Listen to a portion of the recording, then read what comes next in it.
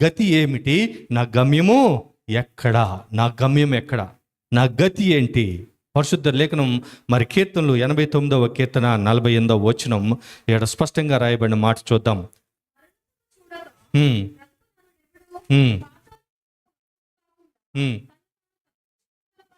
చూసారా, ఈ రోజున బైబిల్లో పరిశుద్ధ గ్రంథంలో రాయబడిన మాట ఏంటంటే, మరణము చూడక బ్రతుకు నరుడెవడు, మరణము చూడక బ్రతుకు నరుడు ఎవడు.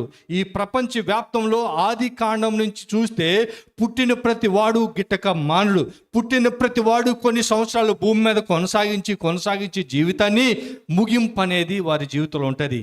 ఈ రోజున పరిశుద్ధ లేఖనం ప్రకారం మనం చూస్తే మనిషి ఆయుష్ దేవుడు వారి జీవిత విధానాన్ని బట్టి, జీవించిన విధానాన్ని బట్టి దేవుడే సహించలేక హృదయంలో వేదనతో ఆవేదనతో భూమి మీద నోళ్ళు ఎందుకు చేశానని ఆలోచించి వాళ్ళ కాలగతులను కుదించాడు. ఈ రోజున మనం ఆలోచన చేస్తే బైబిల్ లేఖనం ప్రకారం మీ అందరికీ తెలుసు, 90వ కీర్తన 10వ వచనం రాయబడిన మాట ఏంటంటే, మనిషి యొక్క ఆయుష్ 70 సంవత్సరాలు లేక అధిక బలం ఉంటే 80. ఒకవేళ నేను ఇంకా బ్రతకగలనంటే ఇంకొక 10 సంవత్సరాలను వేసుకో. అర్థమవుతుందా? ఈ రోజున మనిషి ఆయుష్ ఎంత? 70 సంవత్సరాలు లేక అధిక బలం ఉంటే 80 సంవత్సరాలు. ఇంకా నువ్వు బ్రతకాలనుకుంటే ఆయుష్ మనం అంటాము 100 100 ఒకవేళ 100 సంవత్సరాలు బ్రతికినా ఆ తర్వాత మాత్రము మరణం అనేది ఖాయం, మరణం అనేది ఖాయం. ఈ రోజున నా గతి ఏమిటి, నా గమ్యం ఎక్కడ? ఈరోజు మనం చనిపోయే లోపే, మరణించక ముందే మన స్థితిని గతిని ఏంటో తెలుసుకోవాలా. బైబిల్ గ్రంథంలో చూస్తే అద్భుతమైన మాటలు, మరణం చూడక బ్రతుకు నరుడెవరు, అందరూ చనిపోవాలి. అవును కదా, సమయం వచ్చినప్పుడు చనిపోవాల్సిందే. కానీ రాయబడిన మాట, పాతాళం యొక్క వశము కాకుండా తన్ను తప్పించుకొనగలవాడెవడు? ఈ భూమి మీద ప్రపంచవ్యాప్తంగా దేవుడు ఇగో ఉన్నాడని భక్తి భావాలతో అనేక విషయాల్లో భక్తులు ప్రార్థనలు, విజ్ఞాపనలు, యాచనలు ఏమేమో చేస్తున్నారు. కానీ పాతాళ వశము కాకుండా, పాతాళ వశములోకి వెళ్లకుండా తాను తప్పించుకోగలిగిన వాడెవడు? పాతాళం యొక్క వశములో పడితే ఎంత ఘోరమైన పరిస్థితి ఉంటుందో మీ అందరికీ తెలుసు. అందుకే సామెతలు 15వ సామెత 24వ వచనం, సామెతలు 15:24 పరిశుద్ధ గ్రంథము, సామెతలు 15:24.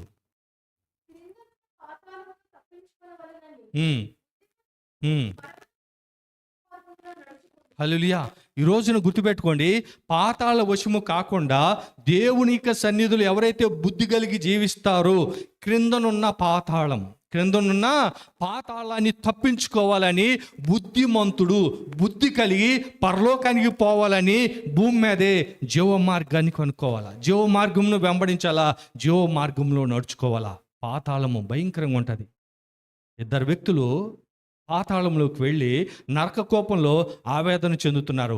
యేసు ప్రభువే చెప్పే మాట ఏది కూడా అబద్ధం కాదు. బైబిల్ గ్రంథంలో ఆయన నోటి ద్వారా చెప్పబడిన మాటలు, స్పష్టంగా రాయబడిన మాటలు మీ అందరికి తెలుసు. అద్భుతమైన మాటలు. మరి లూకా సువార్త 15:17 ఒక మాట ఉంటుంది, తప్పిపోయిన కుమారుడు తన జీవితంలో బుద్ధి వచ్చినప్పుడు తిరిగి తండ్రి ఇంటికి వచ్చాడు.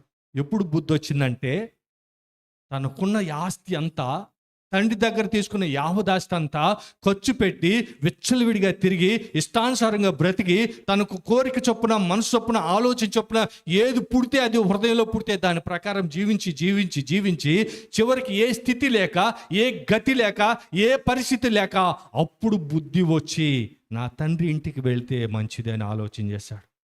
అర్థమైందా? ఈ రోజున అంతా కోల్పోయిన తర్వాత తిని తాగి సుఖించి అనుభవించి శరీరాన్ని మలినం చేసుకుని పాడు చేసుకుని ఇష్టానుసారంగా బ్రతికి సమయాన్ని మీ ఇష్టానుసారంగా వెచ్చించి, మీకున్న ధనాన్ని మీ ఇష్టానుసారంగా వెచ్చించి, నాకు చెప్పేవాడు ఎవడు, ఎవడు చెప్తే నేను వినేదేందని ఇష్టానుసారంగా బ్రతికి జీవించి, అర్థమైందా, సమస్తం కోల్పోయి అంతా నష్టపరుచుకుని ఏ దిక్కు దిశ లేకుండా అప్పుడు మీరు బుద్ధి వచ్చి తిరిగి వస్తే ఏం ప్రయోజనం? మీకున్న యావదాస్తి, మీకున్న శక్తిని, మీకున్న బలాన్ని, మీకున్న యవ్వనాన్ని, మీకున్న సర్వాన్ని, సమస్తాన్ని లోకంలో దారపోసి మలిన బ్రతికి ఇష్టానుసారంగా బ్రతికి ఆఖరికి ఉపశమనం కోసం తప్పిపోయిన కుమారుడు అప్పుడు బుద్ధి వచ్చింది.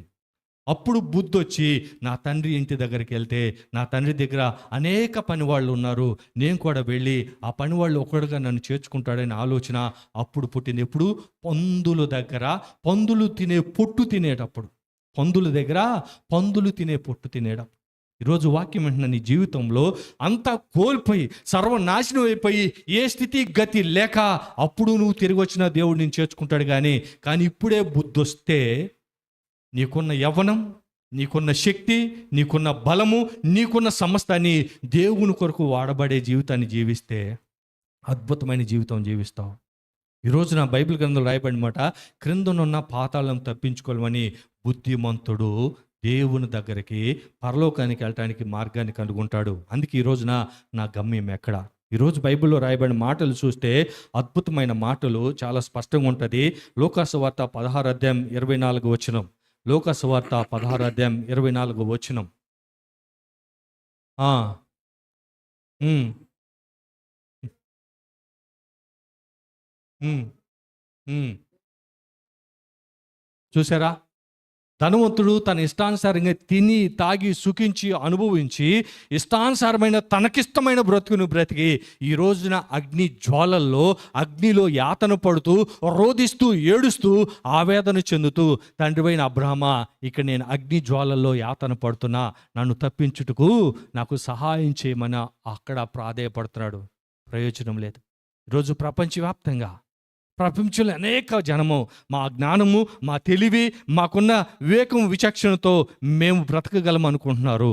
భూమి మీద బ్రతకొచ్చి గుర్తుపెట్టుకోండి, ప్రపంచవ్యాప్తంగా ఎంతోమంది డాక్టర్లు ఉన్నారు, ఎంతోమంది సైంటిస్టులు ఉన్నారు, ఎంతోమంది మేధావులు ఉన్నారు, ఎంతోమంది తత్వవేత్తలు, జ్ఞానం కలిగిన వారు ప్రపంచవ్యాప్తంగా ఉన్నారు. కానీ వారి జ్ఞానం అంతా నిష్ప్రయోజనం. ఎందుకంటే నిత్య సత్యం ఎరగని వారు, నిజదేవుడు ఎరగని వారు ఎంత జ్ఞానం కలిగి ఇన్ని దేశానికి మేలు చేసి ఎంత ప్రయోజనకరంగా జీవించి పేరు ప్రఖ్యాతలు ప్రపంచవ్యాప్తంగా పొంది ఇప్పటికీ ప్రపంచంలో పలానా వ్యక్తి పలానా వాళ్ళని కొనియాడబడుతున్నా వాళ్ళు చచ్చిపోయి కూడా ఈ రోజున ఆ ధనవంతుడు యాతన పడుతున్నాడే, ఆ ధనవంతుడు అల్లాడిపోతున్నాడే, రోదిస్తూ అగ్ని జ్వాలల్లో ఆవేదన చెందుతున్నాడే.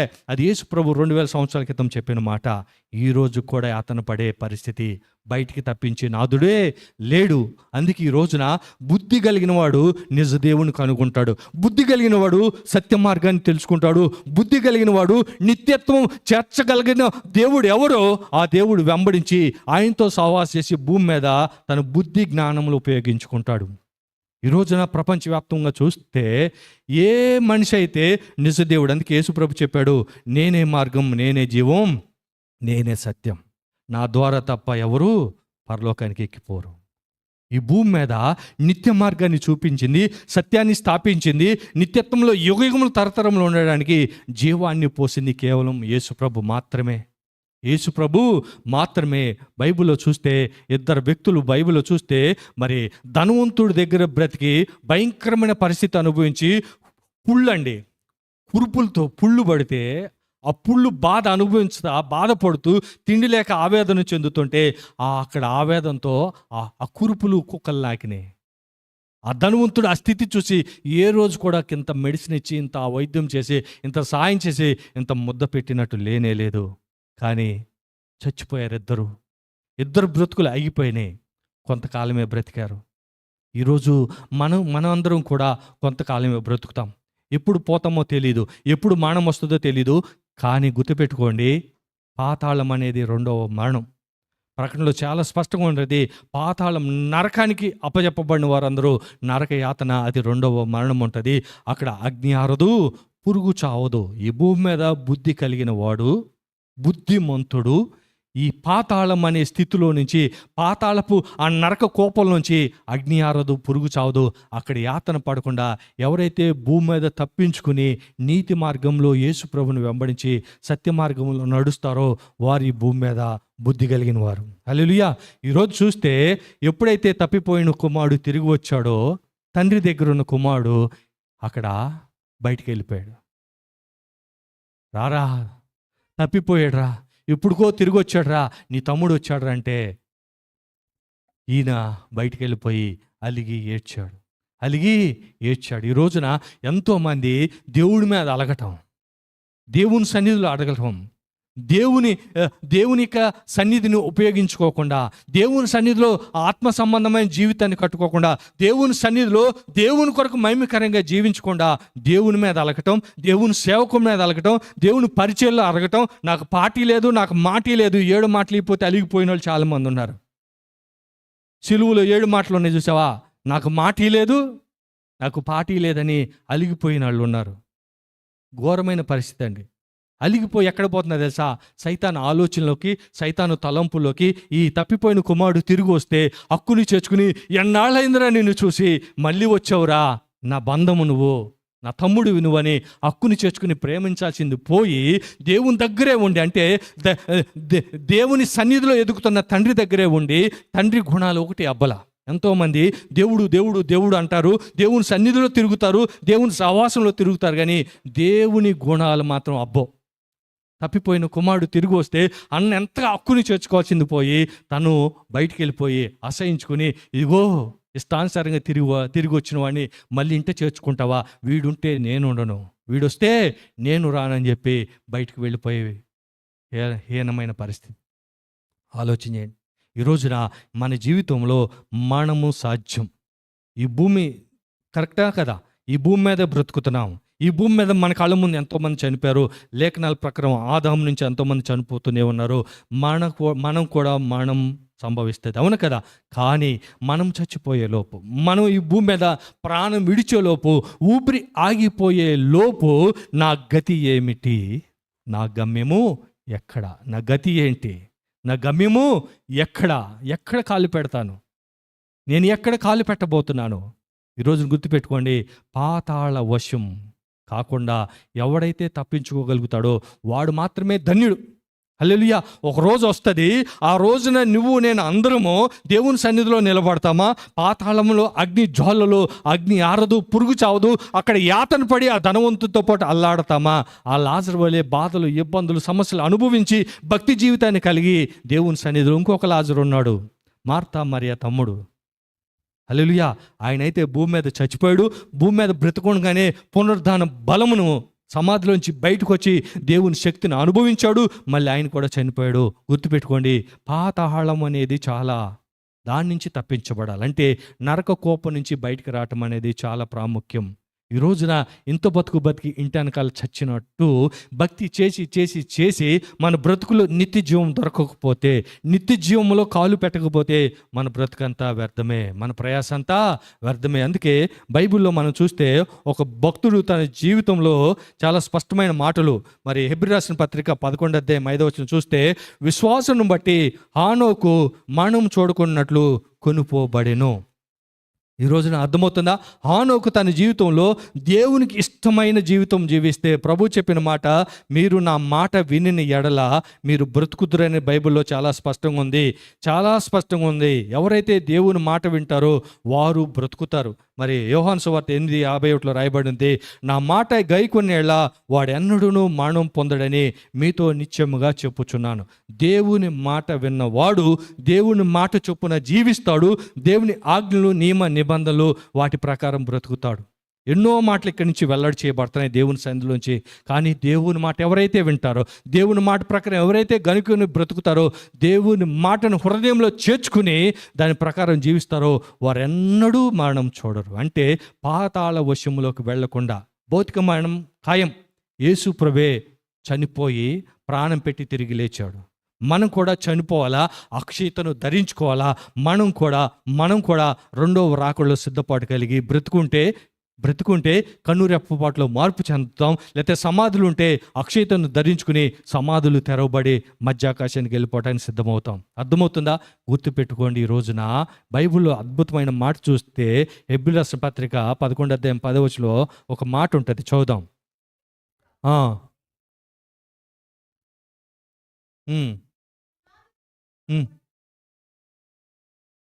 హల్లెలూయా. ఇక్కడ ఒక మాట వినండి. ఈసీఎల్లో లేకపోతే కేసర్లో లేకపోతే అక్కడిక్కడ స్థలాలు తక్కువగా దొరుకుతాయని ప్రయాసపడి కొనుక్కుంటామే భౌతికంగా బతకటానికి. భూమి మీద చిట్టీలు వేస్తాం, ఎల్ఐసీలు కడతాం, ఓకేనా? ఫిక్స్డ్ డిపాజిట్లు ఏదైనా అయితే నాకు, నా కొడుక్కో, నా కూతురుకో ఉపయోగపడతాయని, లేకపోతే నాకు వయసు వచ్చిన తర్వాత అవి తీసుకుని వాడుకోవటానికి ముందుగానే సిద్ధం చేసుకుని వాడుకుంటామే. ఈ తెలివి జ్ఞానం ఉన్నప్పుడు, ఈ బుద్ధి ఉన్నప్పుడు, పరలోకంలో నా కొరకు పునాదులు కలిగిన పట్టణం దేవుడు ఏర్పాటు చేశాడు. అక్కడికి నేను చేరాలా, అక్కడ నా నిత్య నివాసం ఉంటుంది, అక్కడ దేవునితో యుగయుగాలు ఉండాలన్న బుద్ధి ఎప్పుడు కలుగుతుందో భక్తి భావన కలిగి జీవిస్తారు. దేవునికి మహిమకరంగా జీవిస్తారు. సంఘానికి విలువకరంగా జీవిస్తారు. సంఘంలో ప్రతి విషయంలో పాలు పొందుతారు. ప్రతి విషయంలో దేవుని కొరకు మీ అర్పణ, మీ త్యాగము, మీ సమర్పణ, మీ జీవితము దేవునికి ఇంపుగా ఉంటుంది. నిత్యత్వంలో అందుకే ప్రభువు చెప్పాడు, మీ కొరకు అనేక నివాసాలు ఏర్పాటు చేస్తున్నా, నేను వెళ్తున్నా, మళ్ళీ వస్తా, నేనుండు చోటు మీరుండులాగన మళ్ళీ వచ్చి నేను మిమ్మల్ని తీసుకెళ్ళిపోతానని చెప్పి యోహాను సువార్త 14 రాయబడిన స్పష్టంగా. ఈ రోజున దేవుడు వచ్చే సమయానికి మన జీవితంలో ఒకవేళ మరణించిన పాతాళ వశము కాకుండా సమాధుల్లో ఉన్నవారు లేపబడే స్థితికి మన జీవితంలో రావాలా. ఏ రోజైనా చచ్చిపోతాం, కానీ సమాధి నీ కొరకు నా కొరకు తెరవబడిన రోజునే పాతాళాన్ని జయించినట్టు, కనురెప్పపాట్లో కడబ్రోరం మ్రోగినప్పుడు, పరలోకంలో ప్రభు బయలుదేరినప్పుడు భూమి మీద ఉన్న సంఘంతో, సార్వత్రిక సంఘంతో నీవు నేను ఎప్పుడైతే ఎత్తబడతామో, మధ్యాకాశంలో కలుసుకుంటామో, నీవు నేను పాతాళ వశంలోంచి తప్పించబడినట్లు అట్టివాడే బుద్ధి కలిగిన వాడు. హల్లెలూయా. ఈ రోజున మన జీవితంలో ఇచ్చిన శ్రేష్టమైన అవకాశం బుద్ధి కలిగి జీవిస్తే మన కొరకు దేవుడు పరలోకంలో ఆ పునాదులు కలిగిన పట్టణం ఏర్పాటు చేస్తున్నాడని భూమి మీద అబ్రాహాము యాత్ర చేస్తూ, ప్రయాణిస్తూ, జీవితాన్ని కొనసాగిస్తూ అంత ఐశ్వర్యం కలిగిన వాడు. మనం చెప్పే కదా, అబ్రాహాము అంత ఐశ్వర్యం ఎంత అద్భుతమో. వృద్ధాప్యం వచ్చేసరికి సకల విషయంలో ఆశీర్వదింపబడ్డాడు. భౌతికంగా ఉన్నతంగా జీవించాడు. ఒకడు ఆత్మలో వర్ధిల్లుని కొలది అన్ని విషయాల్లో వర్ధిల్లుతాడు. ఇన్ ద వే మన జీవితంలో ఆత్మ సంబంధమైన జీవితాన్ని కూడా బలంగా కట్టుకోవాలి. అబ్రాహాము భౌతికంగా ఆశీర్వదింపబడ్డాడు. ఆత్మ సంబంధమైన జీవితం అంటే పరలోకంలో తన ఆత్మ దేవుని సన్నిధిలో పరవశించడానికి, దేవుని సన్నిధిలో ఉండటానికి, దేవుని ముఖ కాంతిలో ఎప్పుడు దేవుని చూడటానికి ఈ భూమి మీదే యాత్ర చేసి అద్భుతమైన జీవితాన్ని జీవించి, ఇది కాదురా జీవితం, పరలోకంలో ఒకరోజు నేను ఉండాలని అందరి దగ్గర సాక్ష్యం పొంది ఒకరోజు అపరలోక పట్టణాన్ని కళ్ళతోనే చూస్తాడు, నిరీక్షణతోనే బ్రతుకుతున్నాడు. ఒకరోజు అక్కడే నేను బ్రతకాలనే ఆశతో ఈ భూమి మీద యాత్ర చేసి, ఇంకా కింద చదువుతారా మరి 11వ అధ్యాయం 15 వచ్చిన వారిని 14 నుంచి.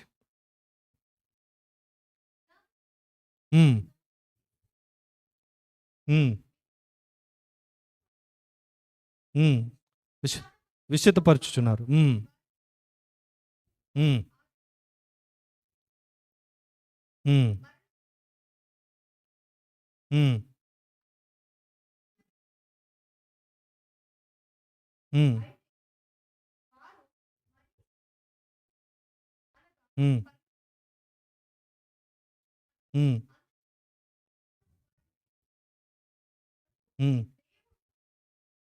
చూసారా, నీతిగా భక్తిభావం కలిగి చాలా చక్కగా భూమి మీద బ్రతికితే, బుద్ధి కలిగి బ్రతికితే, దేవుని రాకడ సమయంలో కూడా దేవుడు ఈ భక్తి చేసిన భక్తి పరుల విషయంలో సిగ్గుపడరు. ఏలైనగా వారు భూమి మీద దేవుని విషయంలో సిగ్గుపడకుండా దేవుని కొరకు రోషం కలిగి బ్రతికారు. దేవుని కొరకు అద్భుతమైన జీవితాన్ని జీవించారు. దేవుడు కూడా వారి గురించి ఆ పరలోక పట్టణానికి చేర్చే సమయంలో, అక్కడికి చేరుకునే సమయంలో దేవుడు ఎవరైతే భూమి మీద చక్కగా జీవితాన్ని జీవించారో వారిని గురించి సాక్ష్యం ఇచ్చి, వారిని గురించి సిగ్గుపడరు. ఏలైనగా వారి కొరకు పరలోకంలో పునాదులు కలిగిన పట్టణాన్ని సిద్ధం చేశాడు. ఈ రోజున ప్రియ సహోదరి సహోదరుడా, ఆలోచించు, నీ గమ్యం ఏంటి, నీ గతి ఏంటి? పరలోకంలో పునాదులు కలిగిన పట్టణం నీ కొరకు సిద్ధపరచబడి ఉంది. నువ్వు బుద్ధి కలిగి జీవిస్తే ఈ భూమి మీద పాతాళ వశం కాకుండా నిన్ను నువ్వు తప్పించుకుంటావు. ఈ భూమి మీద ఎంతోమంది యాత్రలు, తీర్థయాత్రలు, వైకుంఠాలు, కాశీలో మునగటాలు, ఆ పుణ్యక్షేత్రం అని చెప్పి అక్కడ నీళ్ళు తెచ్చుకుని నెత్తి మీద పోసుకోవటం, దానిలో 3 మునుగులు మునిగితే పుణ్యం దొరుకుతుంది అనుకుంటున్నారు. గుర్తుపెట్టుకోండి, ఏసే మార్గం, ఏసే సత్యం, ఏసే జీవము. ఆయన ఈ లోకానికి వచ్చింది నిత్యత్వంలో మన అందరినీ కొనిపోయి తీసుకెళ్ళిపోయి అక్కడ ఎప్పటికీ దేవునితో ఉండటానికి ఆయన మార్గదర్శిగా వచ్చాడు. ఆయన సత్యాన్ని స్థాపించాడు. ఆయన జీవాన్ని చచ్చిన మన బ్రతుకుల్లో, ఆరిపోయిన జీవితాన్ని అపవాది మోసం చేసి పాపములో పడవేస్తే మన అందరినీ మళ్ళీ ఆయన మన ఆత్మను వెలిగించాడు, లోకంలో వెలుగై జీవించాడు. ఆయన తప్ప వేరే మార్గము నిత్యత్వానికి చేర్చే ఆధారం లేనే లేదు. యేసు ప్రభు మాత్రమే నీ జీవితంలో పాతాళం నుంచి తప్పించగలడు.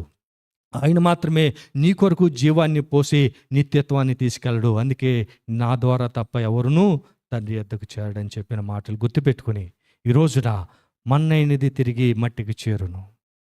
దేవుడు దయచేసిన ఆత్మ తిరిగి దేవుని యొద్దకే చేరాల. మట్టిలో మనల్ని కలిపేస్తారు, మనలో ఉన్న ఆత్మ దేవుని దగ్గరికి చేరాల. ఈ భూమి మీద గుర్తుపెట్టుకోండి, ఏ క్షణం ప్రాణం పోతుందో తెలీదు, ఏ క్షణం కన్ను మూస్తావో తెలీదు. కానీ ఇప్పుడు ఇచ్చిన ఆయుష్ను ఉపయోగించుకొని నీ జీవితంలో పాతాళ వశము కాకుండా మన బంధకాల్లో ఆ ధనవంతుడు అల్లాడి ఆర్తనాదాలు రోదన, దేవా నన్ను తప్పించని అగ్ని జ్వాలల్లో ఆవేదన చెందుతున్నాడు. ఆ స్థితి ఈరోజు నీకు నాకు ఉండకుండా దేవుడు సత్యవాక్యాన్ని ఇచ్చాడు, జీవాన్ని చూపించాడు, మార్గాన్ని ఏర్పాటు చేశాడు. అక్కడ చేరుకోవడానికి నీకు సమయం ఇచ్చాడు. ఈ సమయం ఉండగానే సమయాన్ని సద్వినియోగం చేసుకుంటే నీవు బుద్ధిమంతుడిగా జీవిస్తే నిత్యత్వం చేరుకుంటావు. ఇది నిత్య సత్యం. దేవుడి మాటలు దీవించి ఆశీర్వదించును గాక. ఆమేన్. థాంక్యూ.